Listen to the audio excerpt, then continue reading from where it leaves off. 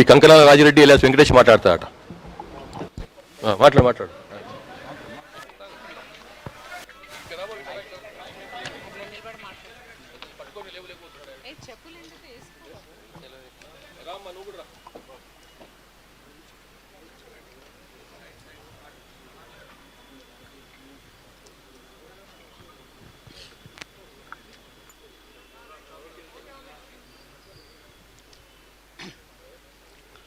ముందుగా మీడియా మిత్రులందరికీ నా నుంచి ధన్యవాదాలు.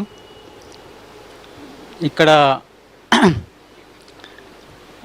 తెలంగాణ ప్రభుత్వం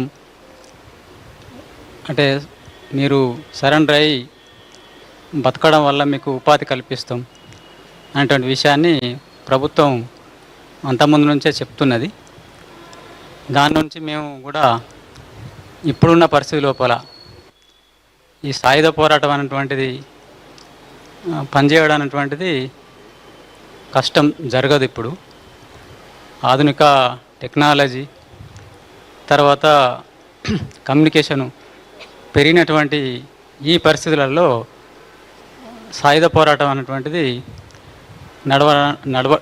నడవదు ఇప్పుడు. అందుకోసం ఇక్కడ ఉన్నటువంటి ఇప్పుడు ఉన్నవాళ్ళైనా తెలంగాణలో పనిచేసే వాళ్ళు తెలంగాణ క్యాడర్స్ కూడా వచ్చి వాళ్ళు మాలాగే లొంగిపోయి వాళ్ళు బతకడానికి అవకాశం కల్పిస్తాయి, గవర్నమెంట్ కల్పిస్తున్నా అని చేస్తున్నది. అట్లా చేస్తే మంచిది. తర్వాత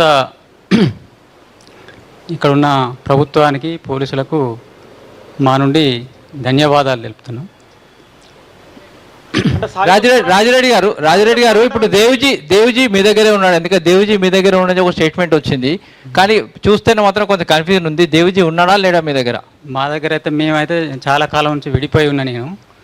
నేను అనారోగ్య సమస్య నుంచి దూరంగా ఉన్నా. తర్వాత నేను అనారోగ్య సమస్య నుంచి లొంగిపోతున్నా. ఆయన పరిస్థితి నాకు పూర్తిగా తెలియదు. ముందుగా